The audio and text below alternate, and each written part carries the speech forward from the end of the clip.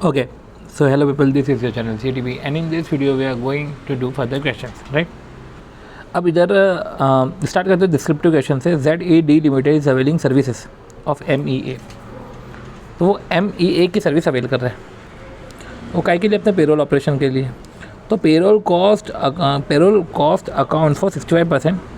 तो payroll cost accounts for, तो अब वो सर्विसेज ले रहा है ना, ZED सर्विसेज ले रहा है और ये 65% कॉस्ट है, मतलब एक तरीके से सिग्निफिकेंट सर्विसेज है. अब MEA limited has provided type 2 report as specified in SA 402. अब वो जो MEA है ना, उसने दी तो सही रिपोर्ट, बट T2 रिपोर्ट दी as specified 402 for its description, design and operating effectiveness of control. For its description, design and operative effectiveness of control. अब MEA private limited has also outsource a material part. उसने क्या किया? Outsource करा. अब MEA ने और ऊपर से आउटसोर्स करा material part of payroll operation messrs MPS associate in such a way, इस तरीके से that messrs MPA associate is a sub service organisation. Obviously बात है ZED का. अब MEA प्राइवेट लिमिटेड ने आउटसोर्स करा, ठीक है, ये सब सर्विस ऑर्गेनाइजेशन, ये हमने समझा. The type 2 report which was notified, one second, the type 2 report which was provided by MEA. अब MEA ने तो type 2 report the, was based on carve out method. मतलब टाइप 2 रिपोर्ट में भी कार्व इन carve out है, तो type 2 report भी carve out method से. CA Vasu while reviewing the unmodified audit report, CA Vasu जब वो रिव्यू कर रहा था unmodified audit report drafted by his assistant found that a reference has been made to the work done by service auditor. तो जब वो unmodified audit report दे रहा था तो उसने देखा कि reference has been made to the work done, कि जो सर्विस ऑडिटर ने जो वर्क करा है उसका रेफरेंस यूज़ करा. तो उसने बोला क्या रिमूव करो ऐसा रेफरेंस और मॉडिफाई करो रिपोर्ट. क्या CA वासु करेक्ट है इन removing the reference done by service auditor? देखो सही बोला एक तो वासु ने कि आप यूज़र ऑडिटर वर्क यूज़ नहीं कर सकता सर्विस ऑडिटर का. तो यूज़र ऑडिटर की रिपोर्ट देता है, तो यूज़र ऑडिटर अपनी रिपोर्ट में सर्विस ऑडिटर के वर्क को रेफ़र नहीं कर सकता अनमॉडिफाइड ओपिनियन देने में. और अगर दे दिया तो फिर गिल्टी है.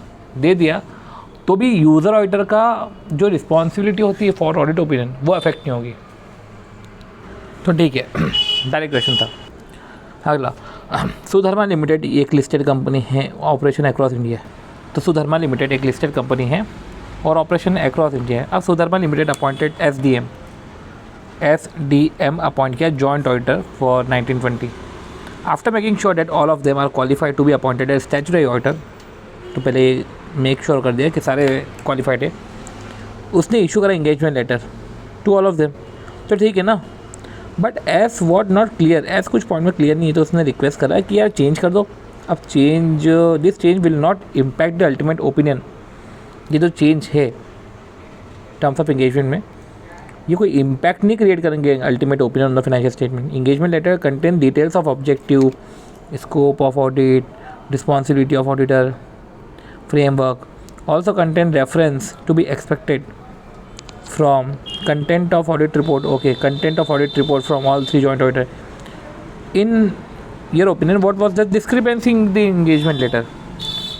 तो लग तो जॉइंट ऑडिटर का क्वेश्चन रहा था, पर ले दे के वो ऐसे 210 का निकल गया. क्या सही क्वेश्चन है? उसमें उन्होंने बोला कि ऑब्जेक्टिव है, स्कोप है, रिस्पॉन्सिबिलिटीज़ है, फ्रेमवर्क जो एप्लीकेबल है.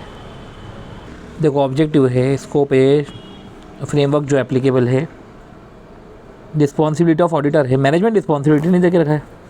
तो देखो ऑब्जेक्टिव, ठीक है, वन सेकेंड, ऑब्जेक्टिव जो ऑब्जेक्टिव, स्कोप जो स्कोप, रिस्पॉन्सिबिलिटी ऑडिटर की रिस्पॉन्सिबिलिटी, फ्रेमवर्क एप्लीकेबल.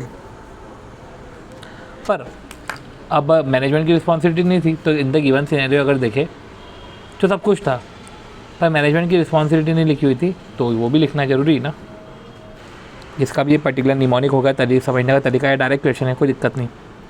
तो समझ रहे हो ना, जो क्वेश्चन डायरेक्ट है हमको नोट्स में दिख रहे हैं, मतलब हम नोट्स रिवाइज करके कर लेंगे ना. कुछ एक्स्ट्रा क्वेश्चन कभी हमको दिखा तो हम एक्स्ट्रा क्वेश्चन को पढ़ेंगे, वो उसकी पर्टिकुलर्स को समझेंगे, नोटिंग करेंगे, हम नोट्स को ठीक करेंगे, क्योंकि हम नोट्स ही पढ़े ना, तो फिर नोट्स से पढ़े हैं, बार बार कौन क्वेश्चन देखेगा, सारे क्वेश्चन की डिटेल सारी नोट्स में इनकॉर्पोरेट कर लो और आपको भी समझ में आ जाएगा क्या नोट्स में इनकॉर्पोरेटेड इतना कुछ खास नहीं है, ये दिख जाएगा आपको भी अपने नोट्स में।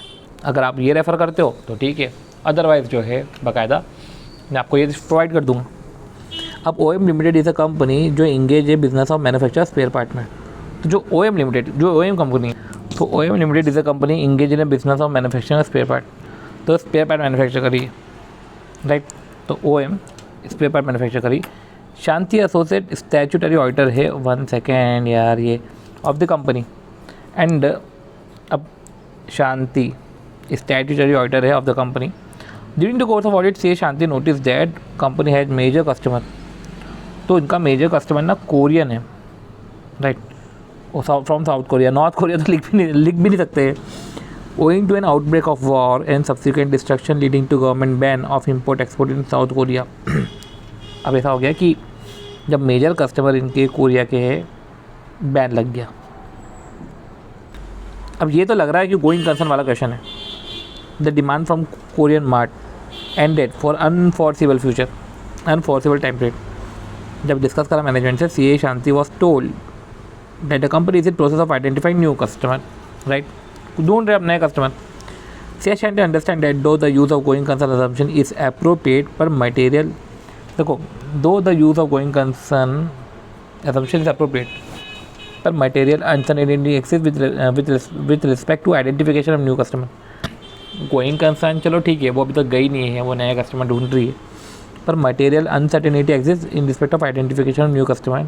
This fact is duly reflected in the financial statement, 2021 की फाइनेंशियल स्टेटमेंट में रिफ्लेक्ट कर दिया।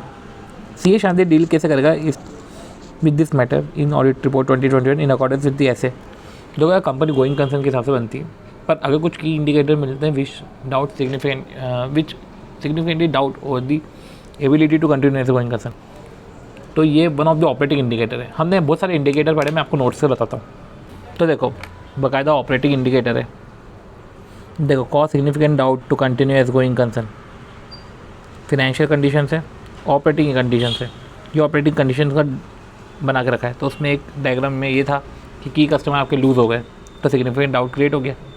तो देखो, चलो ठीक है, की कस्टमर से आपका अफेक्ट हुआ, एक ऑपरेटिंग इंडिकेटर है that make a significant doubt on the entity ability to continue as a going concern. ये एक डाउट क्रिएट करता है उसकी एबिलिटी पे to continue as a going concern, तो significant doubt on entities ability to continue as a going concern. तो इधर जब आप एंड पे देखोगे, देखो, significant doubt of entities ability to continue as a going concern, कि गोइंग एंटिटी की ability to continue as a going concern की एबिलिटी पे डाउट हो गया। पर इधर आप क्वेश्चन में देखोगे तो ये बोल रहा है कि गोइंग कंसर्न असम्पशन ठीक है, पर सिग्निफिकेंट डाउट करने की ज़रूरत नहीं। हाँ, ये इंडिकेटर है, पर सिग्निफिकेंट डाउट करने की ज़रूरत नहीं है। पर हाँ, हम नए कस्टमर ढूंढ रहे हैं, पर मटेरियल अनसर्टेनिटी तो है ना। तो जैसे इधर कुछ इवेंट और कंडीशन थे, हम रिस्क असेसमेंट प्रोसीजर ही देख रहे हैं। जब प्रिलिमिनरी असेसमेंट या जब ऑडिटर ने देखा कि कुछ इवेंट और कंडीशन दिख रही है, तो हम मैनेजमेंट से डिस्कस करेंगे कि आप इसको रिजॉल्व कैसे करोगे। तो ऑडिटर देखेगा इवेंट और कंडीशन, इवेल्युएट करेगा मैनेजमेंट असेसमेंट। पर अगर ऑडिटर को दिख गया कि मटेरियल अनसर्टेनिटी तो है एग्जिस्ट रिलेटिंग टू इवेंट और condition, material uncertainty exist relating to going concern, right, तो ऐसे केस में आप देखो, तो वो या अनमॉडिफाइड ओपिनियन दे दो और अपने ऑडिट रिपोर्ट में एक सेपरेट सेक्शन डालो, material uncertainty relating to going concern, और वहाँ पे आप फाइनेंशियल स्टेटमेंट का वो नोट का रेफरेंस दे दो। तो देखो, हमने जो पढ़ा था कि गोइंग कंसर्न अप्रोप्रिएट है but material uncertainty exist. Going concern appropriate कि न्यू कस्टमर फाइंड कर रहा है, पर मटेरियल अनसर्टेनिटी तो एक्सिस्ट है। तो ऐसे केस में आप क्या करना चाहिए? सबसे पहले तो अनमॉडिफाइड ऑडिट रिपोर्ट करो, इंक्लूडिंग सेक्शन, एक सेपरेट सेक्शन डालो, material uncertainty relating to going concern. Okay, अगला इजी क्वेश्चन था, ये भी डायरेक्ट क्वेश्चन है। देखो, वो क्या क्वेश्चन देख के आंसर देख के इजी लग रहा है, बट यार फिर भी देखो ना, कोई ऐसा क्वेश्चन नहीं जो हमारे नोट्स में नहीं है। आप नोट्स अगर अच्छे से पढ़ लोगे, आपसे हो जाएगा। Bharat was appointed as statutory auditor of N limited and O limited. तो भारत को अपॉइंट किया stat auditor. Both the company were having base in Mumbai, N O base Mumbai में, and recently listed their shares financial for the financial 2021। Bharat signed Bharat sign limited review report each quarter till the quarter end, मतलब कि अगर हम अप्रैल मई जून जुलाई अगस्त सितंबर अक्टूबर नवंबर दिसंबर चलो 3 quarter, owing to personal commitment increasing workload he tendered his resignation to N on 30 January. अब चौथे quarter में तुम रिज़ाइन कर रहे हो और एन से रिज़ाइन कर रहे हैं, एंड आस्क द कंपनी तो अपॉइंट कर दो another auditor and issue audit report for the remaining quarter. अब इसने लिमिटेड रिव्यू रिपोर्ट करा था, है साइंड लिमिटेड रिव्यू रिपोर्ट। तो भारत ने क्या किया था, साइन करा था लिमिटेड रिव्यू रिपोर्ट। तो remaining audit report remaining quarter and for financial year 2021 as a whole, but the management did not accept. तो मैनेजमेंट ने सही करा ना, इसलिए एक्सेप्ट नहीं करा क्योंकि वो कर नहीं सकता। चौथे क्वार्टर में तुम रिटायर हो रहे हो तो तुम ऐसा नहीं कर सकते। Mister Bharat continue to act as an auditor of O का तो था ही during first week of March. अब देखो ओ में सही साइड था मिस्टर डी। अब जो डी है ना, जो भारत की वाइफ है, उसने बोरो कर लिया 5.85 लाख। अब देखो, अब इधर देखो 141(3)(d) में सबसे पहले पर्सन रिलेटिव पार्टनर सिक्योरिटी और इंटरेस्ट होल्ड नहीं कर सकता, पर हाँ रिलेटिव सिक्योरिटी होल्ड कर सकते थे, ये सिक्योरिटी इंटरेस्ट है। दूसरा, person relative partner in depth नहीं हो सकते इन दी एक्सेस ऑफ 5 लाख। तो इधर 5.85 इन डेप्थनेस और गारंटी सिक्योरिटी। तो person relative security, person relative और पार्टनर सिक्योरिटी इंटरेस्ट होल्ड नहीं कर सकते, इन डेप्थ नहीं हो सकते और गारंटी नहीं दे सकते। इन गारंटी का 1 लाख है, इन डेप्थनेस का 5 लाख है। अब इधर देखो इन डेप्थनेस आ गई और 5 लाख से ऊपर हो गई, डिस्क्वालिफिकेशन आ गया। जैसे ही पता चला, भारत इमीडिएटली इन्फॉर्म करा मैनेजमेंट को कि वो तो डिस्क्वालीफाइड हो गया है, तब वो अपनी ऑडिट रिपोर्ट इशू नहीं कर सकता लास्ट क्वार्टर की। पर management argue that it's a legal responsibility Bharat की है। Contention of management of N N O is justified is being in asking whether content justified है, ये पूछ रहे हैं। देखो यार मेरी तबीयत ख़राब है तो मैं प्रॉपर बोल नहीं पाऊँगा, पर ठीक है मैं बीच में पॉज कर देता हूँ थोड़ा सा। मैं अगर फील गुड करता हूँ तो मैं अच्छे से वापस बोलने लग जाता हूँ, तो आप प्लीज़ इससे कोऑपरेट कर लेना। Whether contention of management NNO is justified in asking Bharat to issue audit report for the last quarter and for financial year 2021 as a whole, despite his resignation। तो देखो N के respect में तो correct है, पर O के respect में correct नहीं है। देखो हमने पढ़ा है, सी ये पूरा चार्ट। पहले तो इस क्वेश्चन में पूरा गिवन सिनेरियो बता दिया दोनों पार्ट में, एक में एक ऑडिटर का, दूसरे में दूसरा ऑडिटर का, एक में एक कंपनी का, दूसरे में दूसरे कंपनी का। इन द सेंस शुरुआत में ये बोल दिया कि अगर आपने 3 क्वार्टर साइन करे हैं तो ऐसे केस में आपको 4th क्वार्टर की report plus audit report of financial statement financial year पूरा करना पड़ेगा। पर अगर आप डिस्क्वालीफाइड होते हो अंडर सेक्शन 141 तो ये प्रोविजन आप पे नहीं लगता। इन द सेंस डिस्क्वालीफाइड हो गया फिर आप रिपोर्ट नहीं इशू कर सकते, ठीक है। तो बहुत ही डायरेक्ट क्वेश्चन था ये। Financial statement of Prabhu limited as an 31 March 20, जो 31 मार्च 20 है ना, वो प्रिपेयर्ड अंडर डिवीजन 2। तो डिवीजन 2 के हिसाब से बनी थी। और schedule 3 comment on the disclosure compliance, comment on the disclosure compliance for Prabhu from the following information in the financial statement. हम यह कमेंट करना है, comment on disclosure compliance for Prabhu limited. तो comment on 1 second, comment on disclosure compliance of Prabhu limited का disclosure compliance है। See financial statement जो Prabhu limited के है as on 31 March 20 are to be prepared under division 2। ये financial statement D2 के according बनेंगे, D2 के अकॉर्डिंग बनेंगे। Comment on the disclosure requirement of Prabhu limited from the following information in the financial statement. Financial statement D2 के according बने। Comment on the disclosure compliances for Prabhu. तब प्रभु ने अगर D2 के हिसाब से बनाया तो डिस्क्लोजर कंप्लायंसेस क्या है, from the following information financial statement which are required to be drawn up. जैसे कि देखो ये डिवीजन 1 की पर्टिकुलर बैलेंस शीट है। अब boiler plant under construction should be shown under the heading. देखो बॉयलर प्लांट अंडर कंस्ट्रक्शन कहाँ पे शो होना चाहिए, सी समझो। अभी इक्विटी लाइबिलिटी है एंड एसेट्स है। इक्विटी लाइबिलिटी में सबसे पहले सूरज सोता रात में share holder fund, share application and pending allotment, नहीं सुंदर सुशील नटखट चुलबुली। नटखट मतलब non current asset, non current liability, और चुलबुली होता करंट लाइबिलिटी। ये तो हो गया ख़त्म। फिर देखिए असेट्स में इक्विटी लायबिलिटी गई अपना असेट्स में नॉन करंट और करंट है, बात ही खत्म, नॉन करंट करंट है। फिर उसमें आता है fine TV is costly in new Delhi located office. Fine, ये टीवी इन कॉस्टली इन हट जाएगा, new Delhi located office, right. और फिर करंट एसेट में आएगा CIT CSO। अब पॉइंट ये आता है कि ये बोल रहे हैं कि बॉयलर प्लांट अंडर कंस्ट्रक्शन। अभी मैं एसेट की बात कर रहा हूँ। फाइंड मतलब कि फिक्स एसेट मतलब PP। Find TV is costly मतलब कि T से टेंजिबल, I से intangible, costly capital WIP, intangible asset under development, और कैपिटल WIP में बॉयलर अंडर कंस्ट्रक्शन आएगा। और ये अपन ने इधर भी लिखा भी है।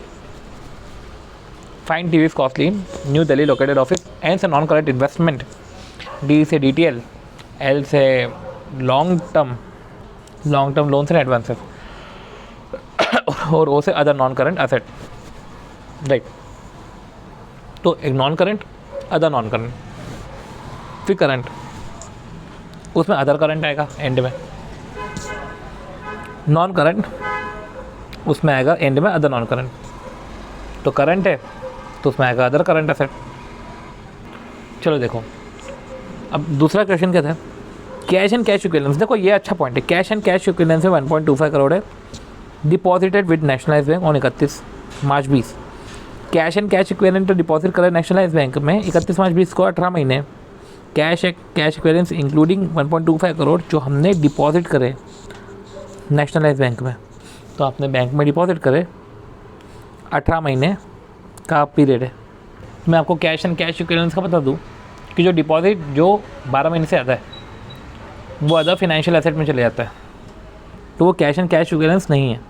अब एक और आखिरी क्वेश्चन है कि डिस्क्लोज नॉन करंट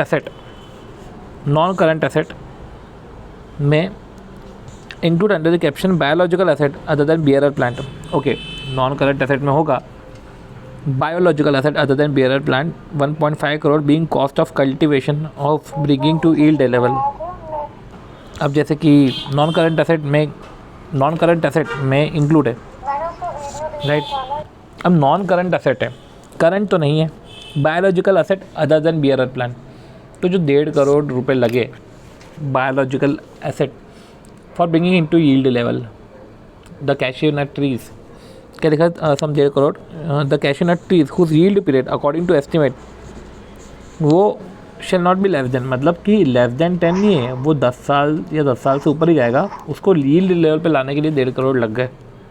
तो यील्ड पीरियड भाई अगर देखा जाए तो 10 साल या उससे ज़्यादा है। अब पॉइंट ये है कि यील्ड पीरियड अगर एक पीरियड से ज़्यादा है तो बायोलॉजिकल एसेट नहीं है। पॉइंट ये है कि अगर आप यील्ड पीरियड आपका एक साल से ज़्यादा है तो उसको PP में दिखाओ, biological asset under other than bearer plant. तो ये बोल रहे हैं कि जैसे कॉस्ट 1.5 करोड़ की लगी for cultivation of bringing to yield level cashew nut trees whose yield period भी एक पीरियड से ज़्यादा है, will form part of bearer plant. तो ये biological asset other than bearer plant नहीं है, ये अदर देन बियरर प्लांट है ही नहीं, ये बियरर प्लांट है। Hence it would be considered as biological, it will not be considered as biological asset other than bearer plant, और वो PP में जाएगा एज बियरर प्लांट। ओके, तो ये जो 1 सेकेंड, अगला क्वेश्चन। CA बाहुबली एक स्पेशल एग्जीक्यूटिव मजिस्ट्रेट है और एग्जीक्यूटिव चेयरमैन है सॉफ्टवेयर कंपनी का, एक सॉफ्टवेयर कंपनी का चेयरमैन है, और इनकम टैक्स प्रैक्टिशनर भी है और कंसल्टेंट भी है डेरिवेटिव प्रोडक्ट का। चेन्नई में रहता है, near to ION community stock exchange. अब डिसाइड इन चेन्नई, वो चेन्नई में रहता है, near to the ION commodity stock exchange and does trading in commodity derivative. Consultant है डेरिवेटिव में, और ट्रेडिंग भी करता है डेरिवेटिव में, और इन्वेस्ट करता है 38% of time in settlement of commodity transaction. और इसमें ना ट्रेडिंग में, कंसल्टेंट में, इसमें 38% टाइम लग जाता है। इसने परमिशन नहीं ली ACM बनने के लिए, हावर इसने इसके लिए परमिशन नहीं ली, पर स्पेशल परमिशन मिली of Council of ICI for becoming executive chairperson, right? Trading in commodity derivative, right? क्या प्रोफेशनल मिसकंडक्ट है? सी, तो देखो स्पेशल एग्जीक्यूटिव मजिस्ट्रेट के लिए कोई परमिशन नहीं चाहिए। अब दूसरा क्या है, सॉफ्टवेयर कंपनी में चेयरपर्सन है तो उसके लिए तो स्पेशल परमिशन चाहिए। एंड इनफैक्ट ये ट्रेडिंग करता है कमोडिटी डेरिवेटिव में। अगर आप कंसल्टेंट, ओके कंसल्टेंट के लिए क्या होगा, ओके तो उसमें देखो कंसल्टेंट इन स्टॉक एक्सचेंज के लिए आपको परमिशन नहीं चाहिए, तो आप कंसल्टेंट इन स्टॉक एक्सचेंज बन सकते हो। देखो लिखा हुआ है ना कि वो ट्रेड तो करता है, एग्जीक्यूटिव चेयरपर्सन है, वो कंसल्टेंट है फॉर डेरिवेटिव प्रोडक्ट। ओके, तब see, messrs Rajul and associate chartered accountant started the statutory audit. देखो वो भी डायरेक्ट क्वेश्चन था। Rajul and associate chartered accountant started statutory audit of the their client concession limited. तो एक जनरल इंश्योरेंस कंपनी है, paid up capital 18,600 है। तो in the course of audit ये फाउंड करा है कि कंपनी तो मेंटेन ही नहीं कर रही solvency margin as per the provision of insurance act, वो सॉल्वेंसी मार्जिन मेंटेन नहीं कर रही। When the issue was escalated, जब मैनेजमेंट को ये बताया कि ये तो नहीं कर रहे, राइट, इनका पेड अप कैपिटल इतना है और सॉल्वेंसी मार्जिन, ये मैनेजमेंट को बताया, they replied solvency margin need to be maintain as per the limit subscribe only on the last day. ये बोल रहे हैं कि सॉल्वेंसी मार्जिन तो सिर्फ लास्ट डे पर ही बनता है। क्या मैनेजमेंट सही है कि गलत है? अब सी देखो, सॉल्वेंसी मार्जिन, इंश्योरर या री इंश्योरर, इनको सॉल्वेंसी मार्जिन तो मेंटेन करना ही है। तो देखो ऐसा है कि इंश्योरर री इंश्योरर को सॉल्वेंसी मार्जिन तो मेंटेन करना है through out the year. Maintain हुआ तो ठीक है, नहीं हुआ तो कम से कम कंट्रोल लेवल ऑफ सॉल्वेंसी तो रखो। सॉल्वेंसी मार्जिन होता है कि जो आपका वैल्यू ऑफ एसेट, सॉल्वेंसी मतलब कि यार सॉल्वेंट हूँ मैं, वैल्यू ऑफ एसेट मेरी वैल्यू ऑफ लायबिलिटी से ज़्यादा है। अब कितनी ज़्यादा है? ये जो एक्सेस है ना, ये एक्सेस है मिनिमम कैपिटल रिक्वायरमेंट जो है उसका 150%। नहीं, ऐसा है कि वैल्यू ऑफ एसेट जो है वो वैल्यू ऑफ लायबिलिटी से 50% ज़्यादा होना चाहिए। 50% of minimum capital requirement as stated, वो एक्सेस पोर्शन जो है वो 50% ऑफ मिनिमम कैपिटल रिक्वायरमेंट, उतना पोर्शन ज़्यादा होना चाहिए, राइट। और ये होना चाहिए ज़्यादा। तो देखो समझो कि इंश्योरर और री इंश्योरर को सॉल्वेंसी मार्जिन मेंटेन करना है। मेंटेन हुई तो ठीक है, नहीं तो आपको control level of solvency margin maintain करना है through out the year. Solvency margin भी थ्रू आउट द ईयर करना था, तो इधर भी ऐसा ही है कि आप मेंटेन करो सॉल्वेंसी मार्जिन, और अगर आप मेंटेन नहीं कर पा रहे हो तो कंट्रोल लेवल ऑफ सॉल्वेंसी करो एज इज रिक्वायर्ड। ठीक है, control level of solvency maintain करो। और अगर आपसे ये भी नहीं हुआ ना, कंट्रोल लेवल ऑफ सॉल्वेंसी भी अगर आप मेंटेन नहीं कर पाए, कंट्रोल लेवल ऑफ सॉल्वेंसी भी मेंटेन नहीं कर पाए, तो आप डीम्ड इंसॉल्वेंट मान लिए जाते हो। सी, पर देखो समझे, सबसे पहले आप सबमिट कर दो फाइनेंशियल प्लान। डीम्ड इंसॉल्वेंट बनने से पहले आप सबमिट कर दो फाइनेंशियल प्लान कि देखो ऐसा है कि सॉल्वेंसी कम है, सॉल्वेंसी क्या, आप सबमिट कर दो फाइनेंशियल प्लान एडजुडिकेटिंग अथॉरिटी को, indicating the plan of action की जो डेफिशिएंसी है ना वो मैं करेक्ट करूँगा। तो फाइनेंशियल प्लान सबमिट करा, प्लान ऑफ एक्शन सबमिट करा to correct the deficiency. If on consideration of plan, financial plan with plan of action, if on consideration of plan auditor authority को लगता है इनएडिक्वेट, अगर उसको फाइनेंशियल प्लान इनएडिक्वेट लग रहा है तो वो मॉडिफिकेशन कर देगा, राइट। अब if insurer reinsurer fail to comply with the prescribed requirement of maintaining excess of value of asset over liability, it shall deem to be insolvent. तो 64 BA का सबसेक्शन 2 क्या बोलता है कि अगर आप मेंटेन नहीं कर पा रहे हो, वो डीम्ड इंसॉल्वेंट है and bound up by the court on an application made by authority. देखो मैं आपको वापस से बोलता हूँ कि आपको पर्टिकुलर सॉल्वेंसी मार्जिन मेंटेन करनी है। अगर नॉन कंप्लायंस करा है, right, who does not comply with the requirement of solvency margin, तो वो डीम्ड इंसॉल्वेंट हो जाता है। अगर आप सॉल्वेंसी मार्जिन को कंप्लाई नहीं कर रहे हो, आप डीम्ड इंसॉल्वेंट हो। और and may be bound up by court bound up भी कर दे on an application by authority. अब देखो अथॉरिटी बना सकती है कंट्रोल लेवल ऑफ सॉल्वेंसी, अगर कंट्रोल लेवल ऑफ सॉल्वेंसी बनी तब वो पालन कर लो, अगर नहीं करा है तो वही डीम्ड इंसॉल्वेंट तो हुई। And in accordance with the direction issue by authority वो फाइनेंशियल प्लान सबमिट करेंगे इंडिकेटिंग प्लान ऑफ एक्शन कि हम इस तरीके से डेफिशिएंसी को करेक्ट कर सकते हैं। And within a period of 6 month plan of action to correct deficiency in 6 month. हम 6 मंथ में डेफिशिएंसी करेक्ट कर देंगे। अथॉरिटी को मॉडिफाई करना रहेगा तो वो मॉडिफाई कर देगा डायरेक्शंस। पर अगर आपको सबमिट तो करना है, अगर आपने सबमिट नहीं करा, they shall be deem to have made default in comply with the requirements of this section. तो फिर आप डिफॉल्ट मान ले जाओगे। तो ऐसा कुछ खास नहीं था। अब excellent limited is engaged in the business of manufacturing of thread. Turnover इनका 8.13 करोड़ है। अब देखो बिफोर एडजस्टिंग, मतलब इनको एडजस्ट करना है। डिस्काउंट 8.2 लाख माइनस करो। देखो 813 करोड़ है तो 813 लाख में बोल देता हूँ 8.13 करोड़ को, और 8.20 माइनस करो। कैश मेमो में देता तो माइनस होता, अदरवाइज 9.2 तो कोई ऐसा माइनस होगा नहीं, 2.90 हो जाएगा। कमीशन ऑन सेल ये 6 लाख माइनस होने से रहा, 1.6 माइनस हो जाएगा। Sale of investment before adjusting, तो उसको एडजस्ट नहीं करा ना। अब बिफोर एडजस्टिंग का मतलब क्या? बिफोर एडजस्टिंग मतलब इसको एडजस्ट नहीं करा, तो सेल ऑफ इन्वेस्टमेंट को भी ऐड थोड़ी ना करना है। कायदे से फिर सेल ऑफ इन्वेस्टमेंट को भी ऐड मत करो, क्योंकि बिफोर एडजस्टिंग एडजस्ट करने की जरूरत नहीं, क्योंकि वो तो आएगा ही नहीं। जैसे कि इसमें बस यही माइनस करो, 8.20, 9.20, 2.9, 1.6, ये माइनस करा, हो गया काम आपका। तो you are required to asset the effective turnover to be consider for the prescribe limit of tax audit. और टैक्स ऑडिट एप्लीकेबल होगा तो हाँ, टैक्स ऑडिट एप्लीकेबल होगा आप पे। अब टैक्स ऑडिट की लिमिट क्या है? पॉइंट ये है कि टैक्स ऑडिट के प्रोविजन अभी नवंबर 21 के लिए एप्लीकेबल क्या है।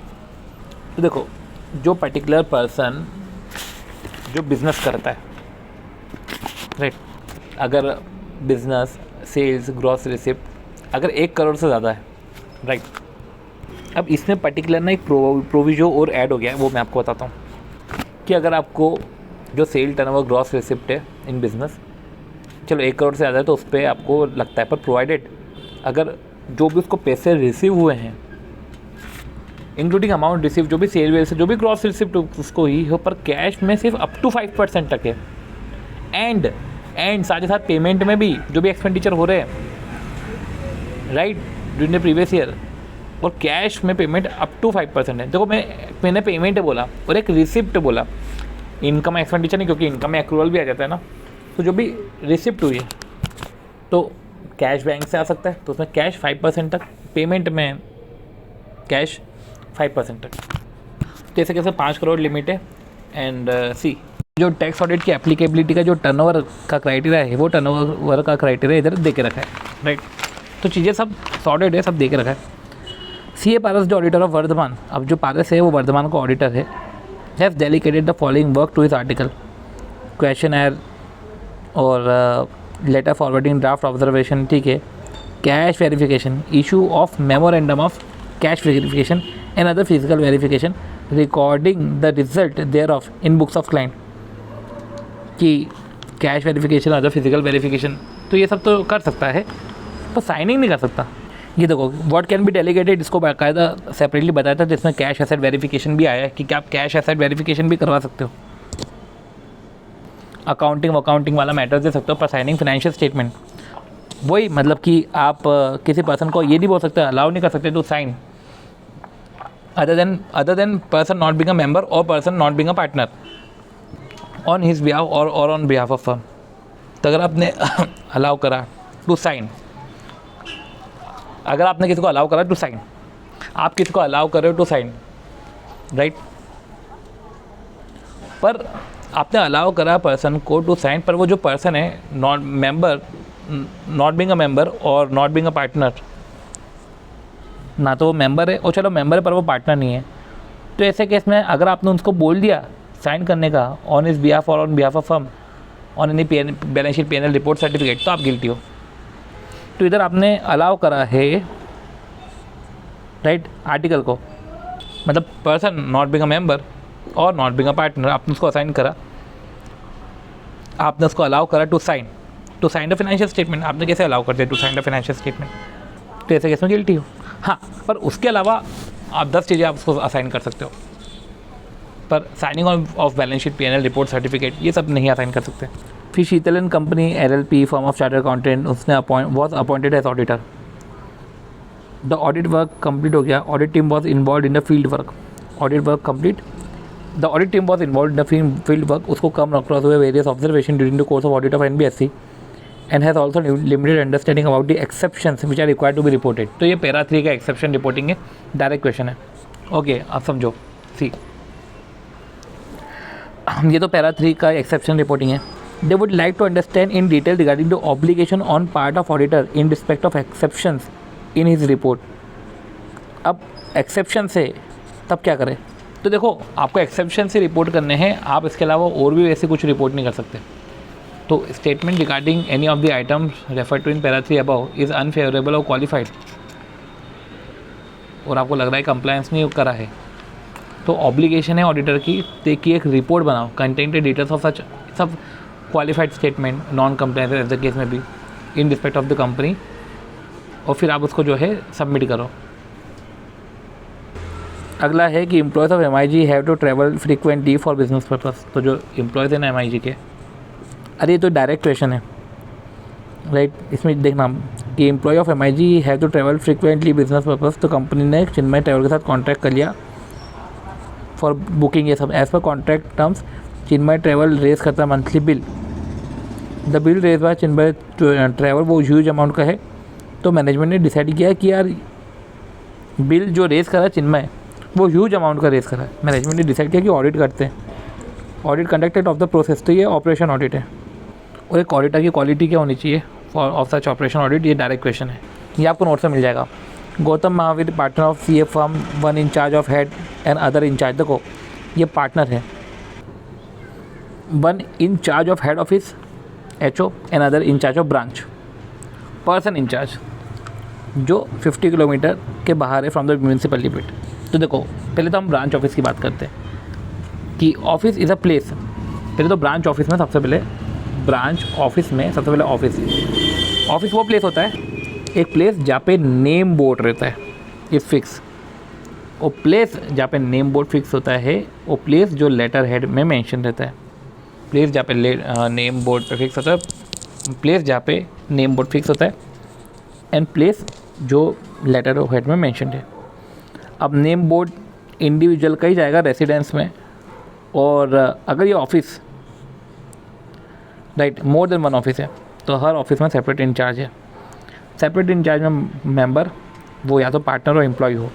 इधर ये जो थे मेंबर ये पार्टनर थे, एम्प्लॉय भी हो सकते हैं राइट. तो वो एक्टिवली एसोसिएट हो, मेंबर पार्टनर एम्प्लॉय हो, साथ ही साथ वो एक्टिवली एसोसिएट है. अब एक्टिवली एसोसिएट का मतलब क्या होता है कि उस सिटी में, जिस सिटी में ऑफिस है, वो सिटी में विजिट डिसाइड करते हो फॉर एटलीस्ट 182 डेज़, या दूसरी सिटी है तो विज़िट करते हो ऑफिस एटलीस्ट 182 डेज़. उसके कुछ एक्सेप्शन है कि अगर सेकंड ऑफिस आपका सेम प्रीमाइस सेम सिटी या विदिन 50 किलोमीटर है तो सेपरेट इंचार्ज की ज़रूरत नहीं है. तो इसका एक्सेप्शन है. अब देखो ये क्या है कि गौतम महावीर पार्टनर है CA फर्म में, one incharge of head office another branch का है from the municipal unit 80 kilometre. puts up a name board of firm in both premises and also in their respective residences. देखो both premises में name board firm का डाला चलेगा, पर residence में तो इंडिविजुअल का जाता है, फर्म का थोड़ी ना जाता. तो ये तो गलत हो गया ना. Contravention provision regulation guideline. तो एक तरीके से क्लॉज 2 पार्ट 2 ऑफ शेड्यूल 2. फिर अपना 5वां क्वेश्चन है, you are auditing a small bank branch.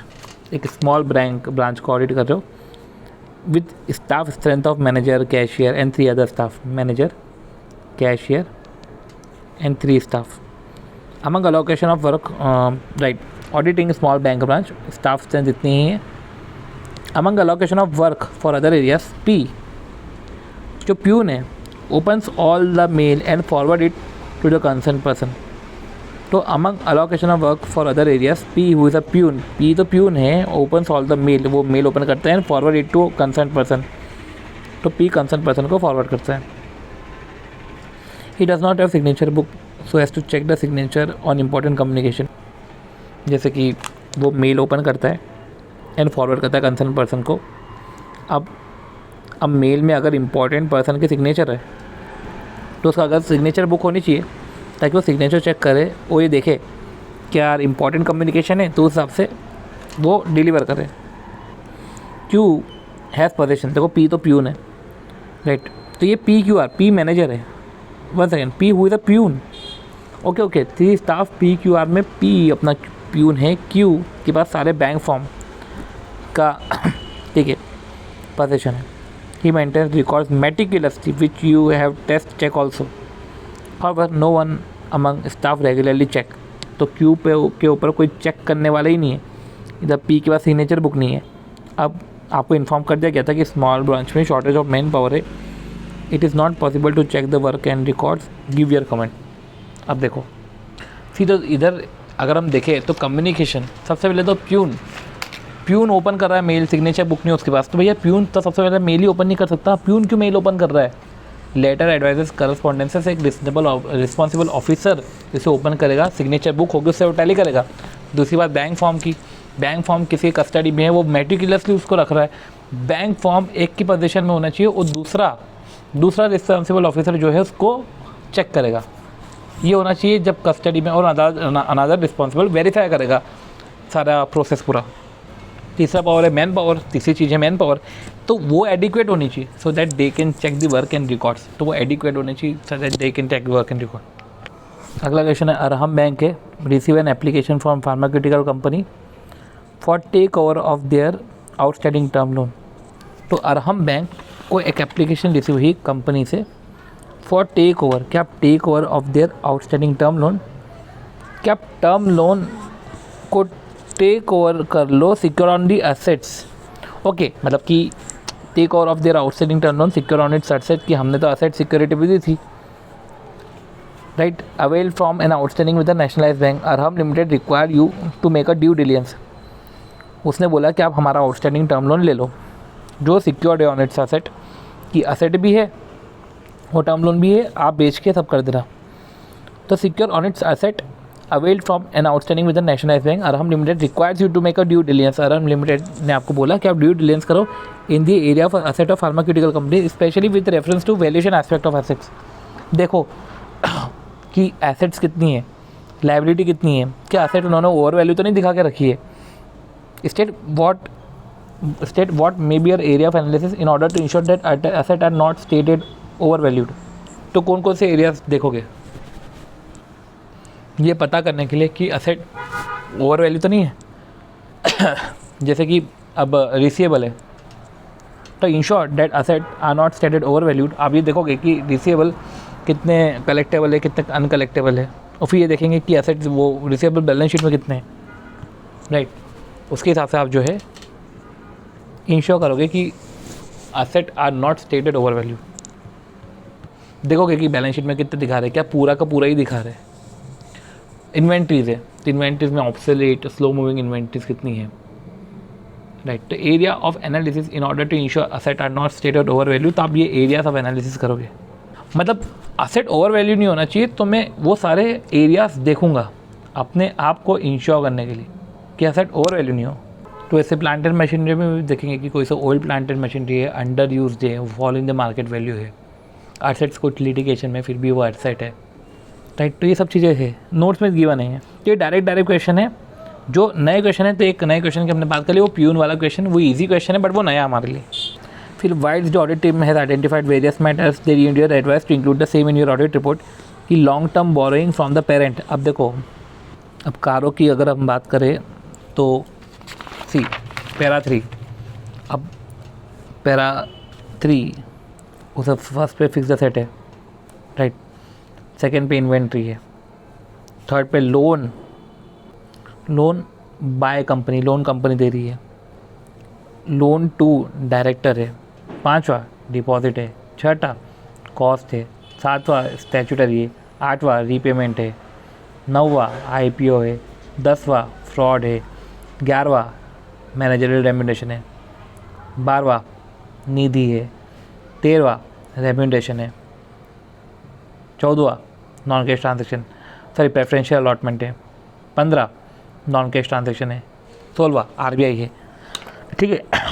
अभी तो बोरोइंग है फ्रॉम पेरेंट, बोरोइंग ली है और कोई terms and neither the interest nor the principal has been repaid.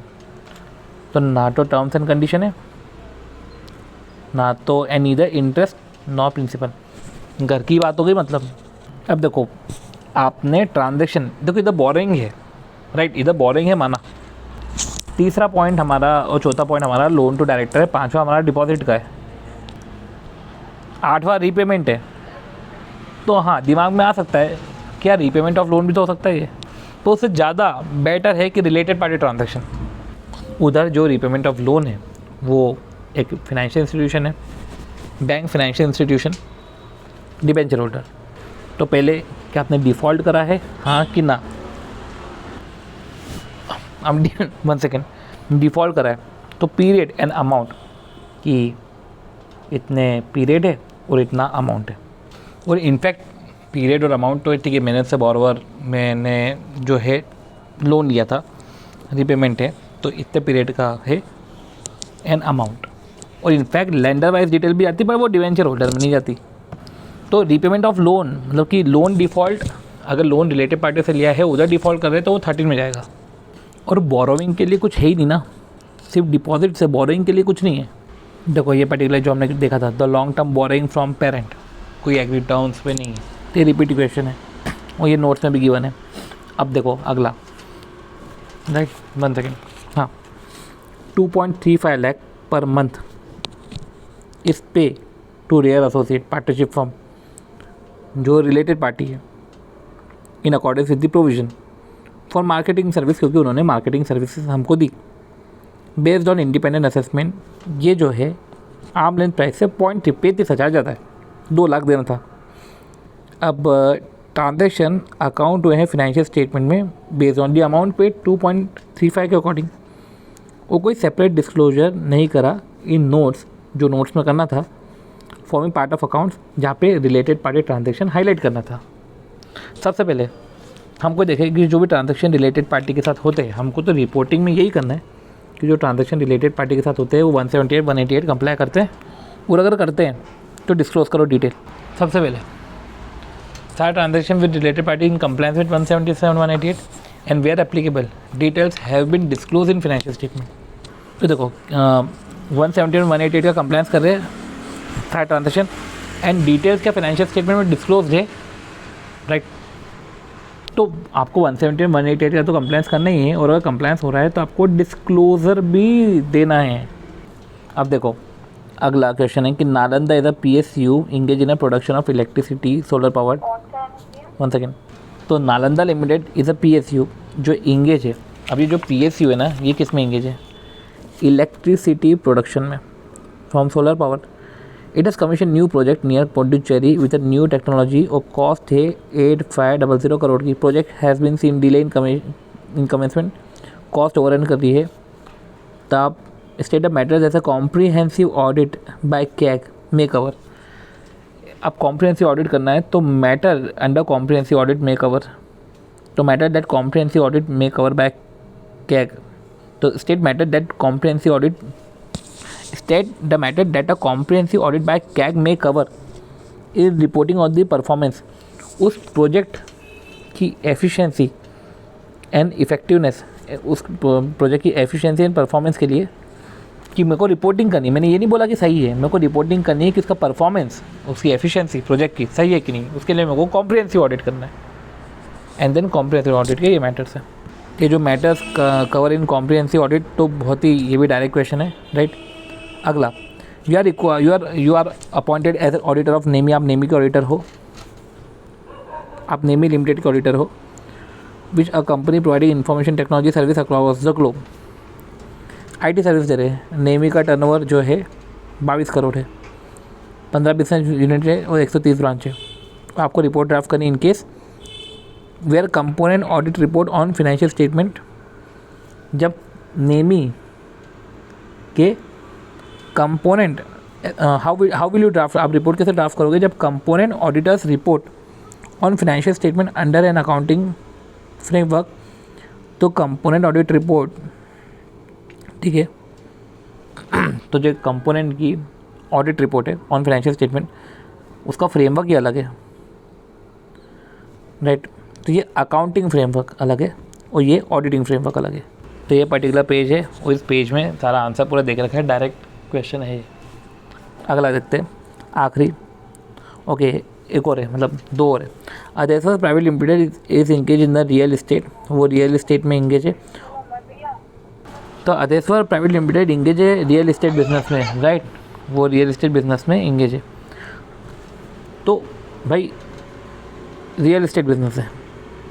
Auditor of a company ने रिक्वेस्ट करी the information from management to review the outcome of accounting estimate. तो auditor ने request करी है information from management to review the outcome of accounting estimate included in the prior period financial statement and subsequent re estimation for the purpose of current. तो auditor ने request करी management से to review, ठीक है, auditor ने request करी management से information, काहे के लिए इन्फॉर्मेशन वो मंगवा रहे हैं, to review the outcome of accounting estimate, वो accounting estimate included in prior period and accounting estimate prior period में, और उसका कभी सब्सिक्वेंट री एस्टिमेशन करा करंट पीरियड में, राइट। तो एक प्रायर पीरियड में और एक उसका subsequent re estimation current period में, कि उसको रिव्यू करना है। इंफॉर्मेशन मैनेजमेंट से ज़्यादा करा है क्योंकि उसको रिव्यू करना है जो अकाउंटिंग एस्टिमेट उसने करे थे, जो अकाउंटिंग एस्टिमेट जो इसने include in prior period financial statement. तो अकाउंटिंग एस्टिमेट जो उसने करे थे, तो उसका आउटकम ऑफ अकाउंटिंग एस्टिमेट वो प्रायर पीरियड फाइनेंशियल स्टेटमेंट में है। एंड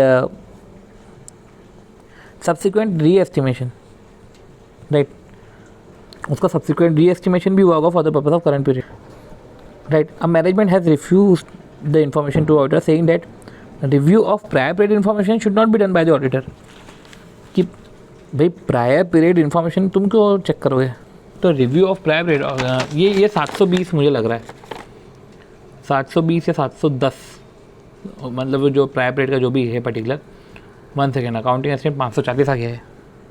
पॉइंट ये है कि review of prior period information, कुछ प्रायर पीरियड कुछ इन्फॉर्मेशन पहले की, तो review, right, review of prior period information should not be done by the auditor. क्या कर सकते हैं कि नहीं कर सकते? तो ऐसे 540 बोलता है कि auditor shall review outcome of accounting estimate, जो अकाउंटिंग एस्टिमेट है, राइट। तो outcome of accounting estimate included in the prior period और वेल एप्लीकेबल उनका subsequent re estimation for the purpose of current period, इसको रिव्यू करना चाहिए। अब आप जब इसको री एस्टिमेट करोगे तो आपको जो आउटकम है वो डिफ़र हो सकते हैं from the accounting estimate recognise in the prior period financial statement. तो जो भी आउटकम थे वो डिफ़र हो सकते हैं जो प्रायर पीरियड में थे, by performing risk assessment procedure to identify and understand the reason. अब आप उसका कारण जानो, इसका कारण क्या है, ओके, पर ये प्रॉपरली इधर दिया हुआ नहीं है, तो हम ऐसा करते हैं कि इसको प्रॉपरली नोट डाउन कर लेंगे। दूसरा, you are required to classify the following practice unit into L1, L2 for the purpose of peer review and reason for such classification, assuming that services have been undertaken in the period under review, assuming that the services have been undertaken in the period, assuming the services have been undertaken in the period। अब ये statutory audit कर रहा है private company. चलो आओ, statutory audit किसका कर रहे हो? प्राइवेट कंपनी का। अब नेटवर्थ तो 5 से ज़्यादा है, राइट, तो ये L2 हो गया। वन सेकेंड, ये थोड़ा सा मैंने ज़्यादा हो गया। स्टैट्यूटरी ऑडिट कर रहे हो आप of private company which is associate of a company, which is an associate, right, वो एसोसिएट ऑफ अ कंपनी जिसका नेटवर्थ 250 करोड़ के ऊपर है। तो अगर कंपनी, तो stage of a company which is an associate of an entity जिसका net worth 250 से ज़्यादा है at any time during the period under review, तो लेवल 1 एंटिटी है, मतलब किसी सब्सिडियरी एसोसिएट दोनों आ जाते हैं।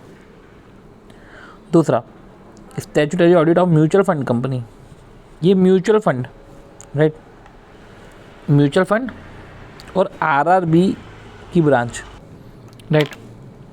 स्टैट्यूटरी ऑडिट एलएलपी का, देखो ये एलएलपी आ गया, स्टैट्यूटरी ऑडिट एलएलपी का, 1 second, loan of 29 crore from a bank and loan of 18 crore from NBFC, ये LLP। 30 और इस 47 स्टैट्यूटरी ऑडिट एक एंटिटी का जो 47 करोड़ तक का लोन है, ये इधर कवर हो गया, राइट। तो ये लेवल 2 हो गई। देखो म्यूचुअल फंड है तो लेवल 1 हो गया था, राइट, म्यूचुअल फंड। और अगला Dharm conducted statutory audit of an unlisted, okay, unlisted public company, पर उसका जो नेटवर्थ है ना 3.79 है। अब नेटवर्थ तो अनलिस्टेड पब्लिक कंपनी है, नेटवर्थ 3.79 है, पर टर्नओवर 50 से ज़्यादा है, टर्नओवर 50 से ज़्यादा है, तो आप इसको अभी बोल दोगे L2 बोल दोगे। उसकी जो पेरेंट कंपनी है उसका नेटवर्थ है 250 से ऊपर, तो कायदे से अभी आप उसको बोलने वाले हो L2, तो ये निकल जाएगा L1। तो ऐसे केस में फिर वो L2 लग रहा है कि नेटवर्थ इसका भाई, ओके 1 सेकेंड, नेटवर्थ इसका तो लिमिट का क्रॉस नहीं हो रहा, बट हाँ टर्नओवर 63 था, हो जाता है L2, पर वो नेटवर्थ पेरेंट कंपनी का 295 है, तो फिर ऐसे केस में पूरी कैसेट उलझ गई और उधर चले गए अपन। तो देखो 540 का वो पर्टिकुलर जो है एक्सट्रैक्ट या पर्टिकुलर टॉपिक, वो टॉपिक हमको अलग से करना है, वो हमारे नोट्स में प्रॉपर्ली नहीं दे के रखा है। और review of outcome of accounting estimate, कि अकाउंटिंग एस्टीमेट से आउटकम निकलते ना, आपने अकाउंटिंग एस्टीमेट लगाए और आउटकम आ रहा है, देख, तो review of outcome of accounting estimate आप भी अंदाजा ही लगा रहे हो, तो रिव्यू ऑफ आउटकम पहले अलग होगा, बाद में अलग हो सकता है। उस केस में क्या करना है, सेपरेट टॉपिक को हम नोट्स में इनकॉर्पोरेट कर रहे हैं और एमटीपी के इस तरीके से ओवर होती है, ठीक है। तो मिलते हैं नेक्स्ट वीडियो में, जहाँ पे हम अब नोट्स पढ़ेंगे। हमने एमटीपी देख लिया, हमने आरटीपी तक के क्वेश्चन कर लिए हैं, अब हम जो है सिर्फ नोट्स ही पढ़ेंगे, और प्रोबेबली अब हम एसएफएम पढ़ेंगे, और ऑडिट इधर ओवर हो रहा है, और फिर हम जो है मिलते हैं जहाँ पे हम नोट्स का डिस्कशन करेंगे, ओके। अगर वीडियो अच्छा लग रहा हो तो please do like the video, share the video and subscribe to channel CATV। मिलते हैं हम हमारे नेक्स्ट वीडियो में।